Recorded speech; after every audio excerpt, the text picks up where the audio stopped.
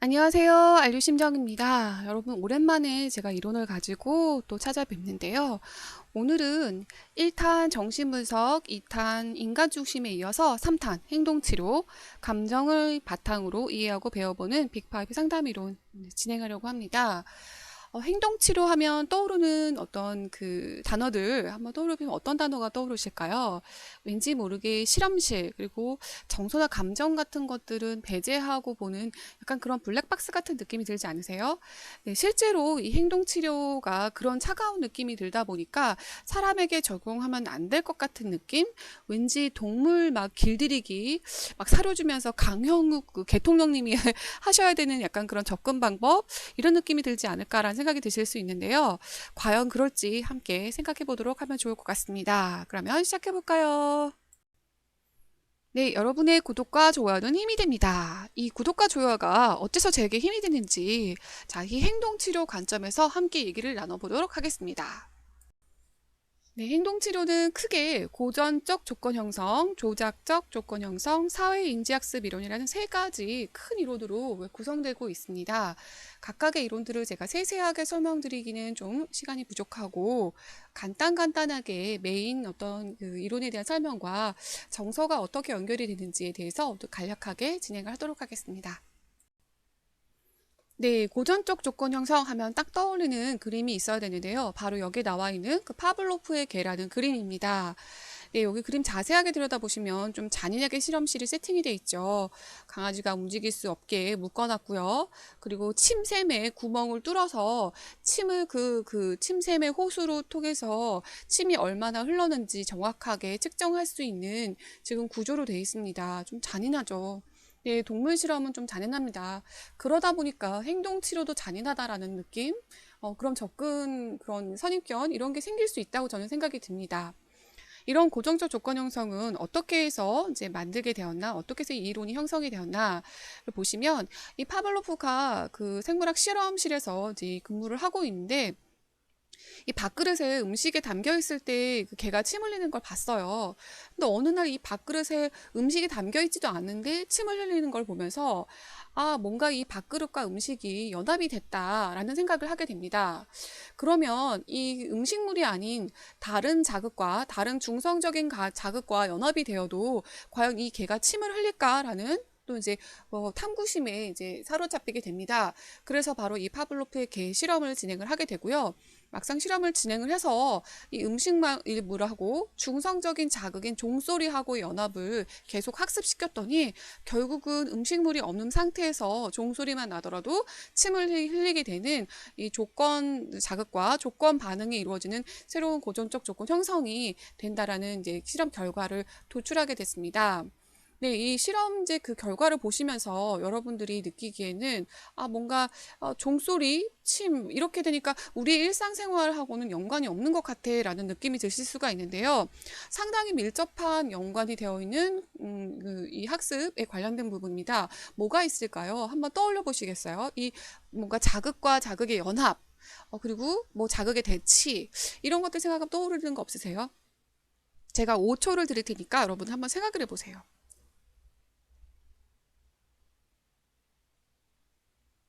네, 여러분 생활에 굉장히 밀접하게 연결되어 있는 광고입니다. 바로 광고가 이 고전적 조건 형성이라는 이론에 기반해서 이제 형성이 되었는데요.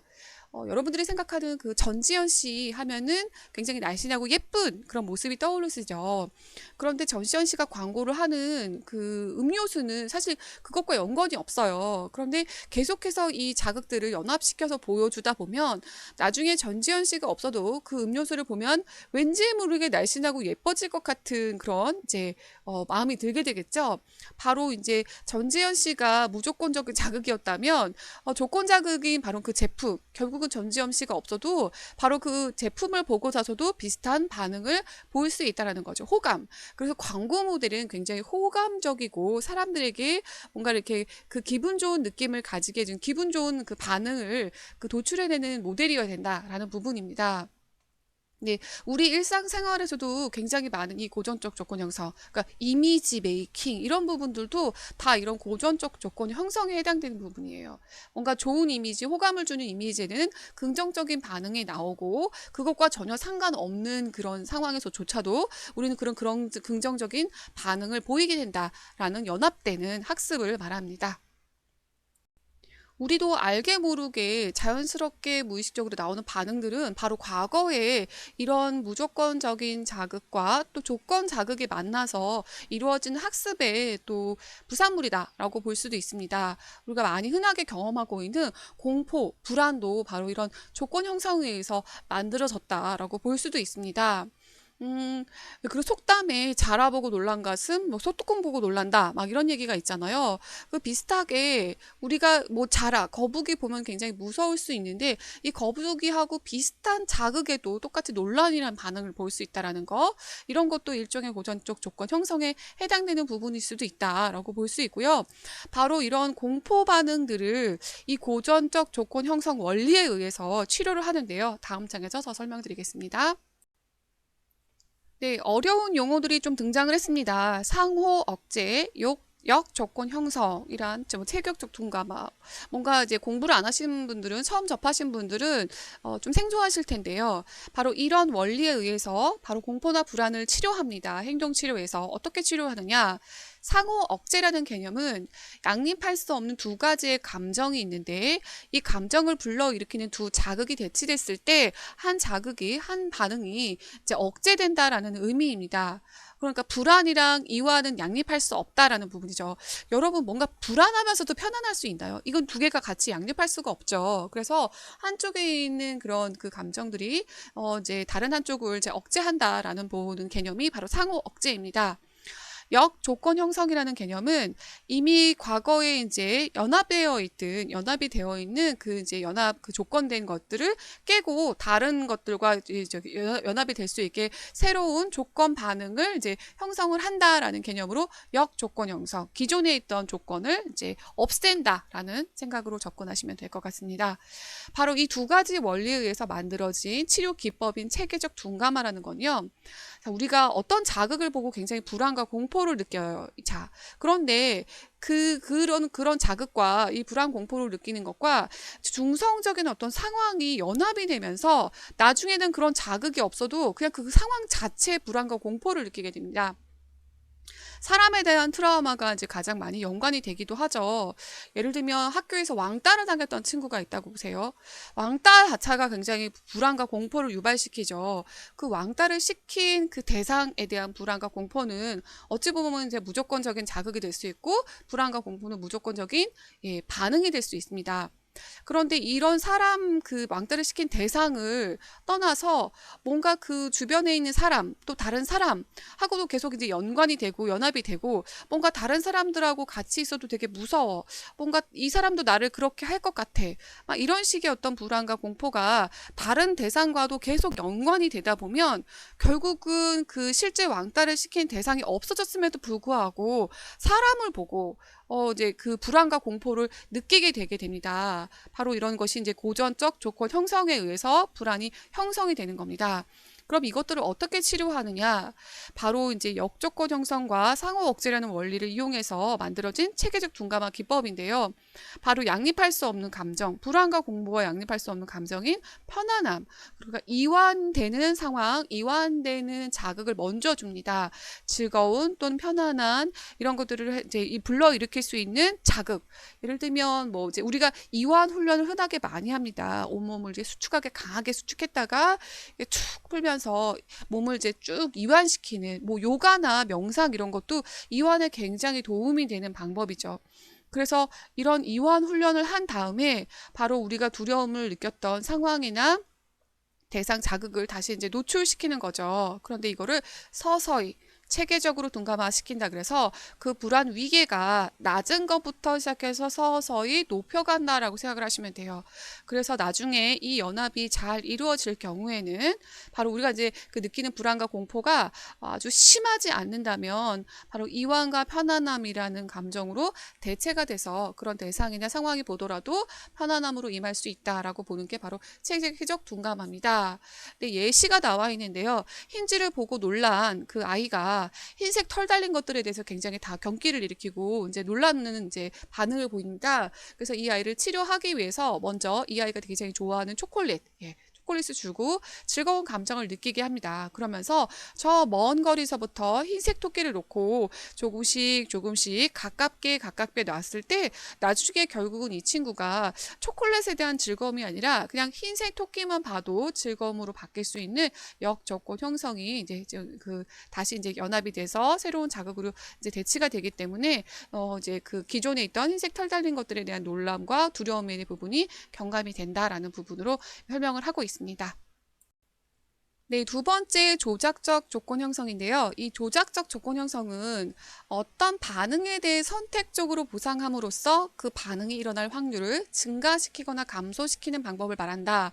조금 내용이 좀 어렵죠. 자, 여기 옆에 스키너 상자가 있는데요. 자, 스키너 상자 굉장히 유명한 이제 상자입니다. 여기 쥐가 있는데요. 이 쥐가 이 안에서 막 놀고 있는데 여기 있는 지렛대를 띡 하고 누르면 먹이가 나옵니다. 우연히 놀다가 그 지렛대를 딱 눌렀더니 먹이가 나오는 거예요.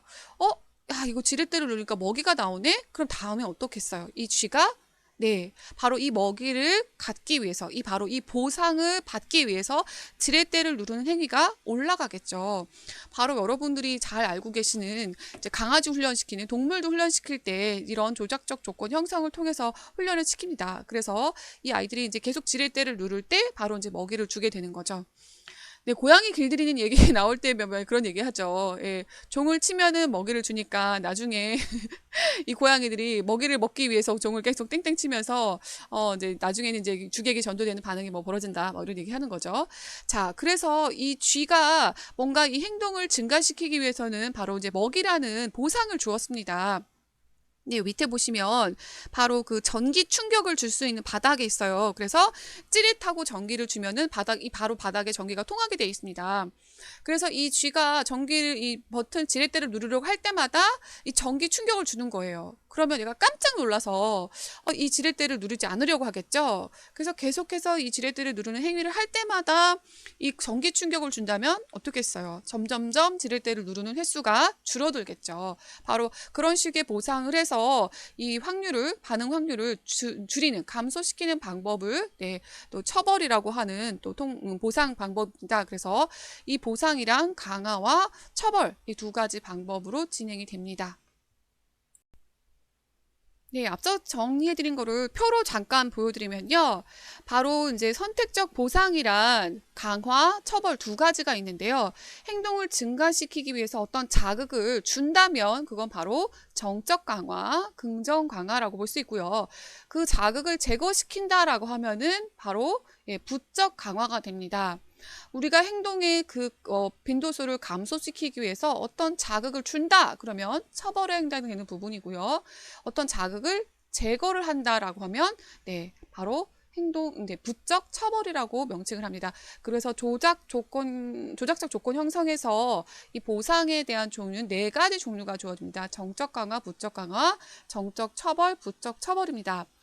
근데 이제 과학적으로 이 처벌이 과연 효과가 있는 것이냐라는 거에 대한 의견이 굉장히 분분합니다. 근데 여러분 여기 나와서 보시는 것처럼 처벌이라는 그 보상은 어떤 행위를 감소시키는 거지 긍정적인 행위를 증가시키는 방법은 아닙니다. 그러다 보니까 효과성을 따진다면 어떤 것 같습니까? 효과성을 따진다면 맞습니다. 바로 긍정 강화, 정적 강화, 부적 강화가 훨씬 더 효과적이라는 결과를 보실 수가 있습니다. 이 우울증이라든지 무력감이라는 부분들은 바로 학습에서 굉장히 많이 설명하는 감정입니다. 뭐냐? 내가 어떤 어떤 결과를, 보상을 얻고자 그 행동을 계속했음에도 불구하고 그 보상이 주어지지 않았을 때 바로 무력감이라는, 학습된 무기력이라고 하죠. 바로 무력감을 경험을 하게 된다라는 부분이고요. 내가 어떤 그 긍정적인 강화를 받을 수 있는 대상을 상실했다. 그때 우리가 경험할 수 있는 대상 상실 또는 뭐 그 자극 상실, 그 우리가 긍정적 강화를 받을 수 없었다는 어떤 자극 상실, 이런 부분이 바로 우울감을 형성하게 만드는 거다라는 입장으로 보는 게 바로 행동치료에서 보는 우울감 그리고 무력감을 이제 의미하고 있습니다. 이 우울감을 느끼는 사람이 세 가지 그가 없는 상태다라고 보고 얘기하시는 분들이 있는데요. 세 가지가 없는데 바로 hope, 희망, 그리고 worse, 가치, 무가치함, hope 그리고 hope, help, worse입니다. 그러니까 worthless, helpless, hopeless. 희망도 없고 도와줄 대상도 없고 그리고 내가 무가치하다는 생각을 했을 때 바로 우울감을 경험한다고 합니다. 그러니까 우리가 긍정적인 강화, 도움을 받을 수 있는 대상이 없다라는 상실, 그리고 내가 무가치하다는 생각, 여러 가지들이 이제 종합된 그 감정이 바로 우울감이라고 합니다. 그래서 우울이라는 그 이제 이 어떻게 보면 정신적인 질병을 이 행동치료에선 그렇게 바라보고 있고, 또 정신분석에는 외부에 대한 어떤 공격성이 내부로 향했을 때, 내가 안에 갖고 있는 내면의 공격성이 외부가 아닌 내면으로 향했을 때 갖는 그 이제 질병이 우울이다라고 표현하는 것처럼, 각각의 질병을 어떤 이론으로 보느냐에 따라서 또 접근 방법이나 바라보는 이제 시각이 달라질 것 같습니다. 어쨌든 이 행동치료에서 보는 우울감이란 바로 이런 부분에서 형성이 된다라고 보고 있는 관점이라는 거 이해하셨으면 좋을 것 같습니다. 네, 마지막 이론입니다. 사회인지학습 이론인데요. 사회인지학습 이론은 우리가 그 외부에 있는 자극에 대해서 어떤 이제 자극을 경험하고 나오는 단순한 반응의 개념이 아니라 바로 우리가 그 어떤 행동을 관찰하고 단순하게 그냥 관찰하고 보는 것만으로도 그 행동을 학습하게 된다라는 부분이에요. 지금 굉장히 유명한 실험인데요. 반두라의 보보 인형 실험입니다. 여기 사진을 보시면 그 폭력적인 장면이 나와 있는 영상을 본 아이는 들어와서 이 보보 인형을 발로 차고 때리고 하는 장면이에요. 자, 이 아이는 굉장히 선하고 친절한 행동이 나오는 영상을 보고 이 보보 인형을 끌어안주는 인형입니다. 장면입니다. 이처럼 사람이 어떤 타인의 행동을 무엇을 관찰하고 보았느냐에 따라서 그 행동을 간접적으로 학습할 수 있다는 부분인 거죠. 반드시 어떤 경험을 하거나 자극을 받아야만 배울 수 있고 학습을 하는 게 아니라 우리가 어떤 자극을 보고 관찰함으로 인해서 적극적으로 그냥 그 장면에 대해서 학습을 할 수 있다는 거. 수동적인 자극을 받는 게 아니라 적극적으로 외부의 상호작용을 통해서 학습할 수 있다는 부분을 발견한 상당히 진보적인, 좀 더 한 걸음 앞선 그 행동치료 이론이다라고 보고 있고, 최근에는 이제 이런 쪽의 관점이 훨씬 더 많이 늘어나고 있는 추세입니다. 그래서 자주 언급되고 있는 감정은 자기 효능감이라는 감정인데요. 자기 효능감이라는 감정은 어떤 과업이 주어졌을 때 내가 그것을 해낼 수 있다라고 믿는 자기 신뢰감, 자신감에 해당되는 부분입니다. 유능감에 해당되는 부분이에요. 이것이 어떻게 생기느냐? 바로 관찰함으로 인해서도 생길 수 있다라는 부분인 거예요. 실제로 우리가 그거를 도전하고 시도해서 성공을 경험해야만 자기 효능감을 갖는 것이 아니라 타인의 행동을 관찰하고 학습함으로써도 충분히 자기 효능감을 가질 수 있다라는 부분인 거죠. 왜 아기들 보면은 막 그 이제 가수들 나와서 노래하고 춤추고 막 그럴 때 어설프지만 막 엉덩이 흔들고 춤추잖아요. 뭔가 이제 그 장면들을 보고 이 아이도 이제 춤을 추고 따라하고 열심히 하는 거죠. 그러니까 그처럼 잘할 수 있을까 못할까가 아니라 저걸 보니까 나도 해야겠다. 나도 좋게 춰야지라는 생각이 들고요. 여러분들 왜 그 대학원 후기들 막 찾아보면서 보는 거 있잖아요. 물론 어떻게 대학원 입시가 진행이 되고 있지라는 부분들에 대한 뭐 이제 정보도 얻으려고 하시는 것도 있지만, 누군가가 뭔가 이렇게 공부를 해서 이런 방법으로 합격을 했으면 왠지 모르게 나도 그 방법으로 그 공부를 하고 준비를 하면 합격할 수 있을 것 같다라는 바로 자기 효능감. 생긴다라는 부분인 거죠. 그래서 타인의 행동을 관찰함으로써도 우리는 충분히 학습이 될 수 있다라는 부분이고요. 그 단순하게 관찰하는 걸로 인해서 모든 사람이 다 학습이 되는 건 아니고 바로 그 관찰한 행동을 어떻게 받아들이고 어떻게 생각하느냐, 바로 인지에 따라서 그 사람이 가지고 있는 성격, 또 기질, 사고 방식에 따라서 학습이 달라질 수 있다라고 보는 관점이 바로 사회인지 학습 이론입니다. 네, 여러분 어떠셨나요? 세 가지 이론 아주 간략하게 짧은 시간 안에 여러분 배우셨는데요. 생각만큼 행동치료가 그렇게 잔인하거나 차갑거나 냉정하다는 건 아니죠. 여러분들이 아까 말씀드린 긍정 강화의 개념으로 구독, 좋아요입니다. 저에게도 토큰 같은 바로 긍정 강화가 구독, 좋아요에 해당됩니다. 그래서 제가 또 힘을 얻고 열심히 또 할 수 있는 또 이제 긍정적인 또 에너지가 되기도 합니다. 네, 여러분 행동치료 우리가 생각하는 것만큼 그렇게 잔인하진 않죠? 네, 칭찬과 격려와 지지도 바로 긍정 강화에 해당되는 부분입니다. 이론을 어떻게 받아들이고 어떻게 쓰냐에 따라서 누군가에겐 무게가 될 수 있는 칼이 되고요. 누군가에겐 환자를 수술할 수 있는 수술 칼이 되기도 합니다. 네, 여러분 이론을 어떻게 접근하고 활용하실지는 여러분들의 마음가짐과 태도에 달린 것 같습니다. 네, 그렇다면 구독과 좋아요 확실하게 눌러주세요. 감사합니다.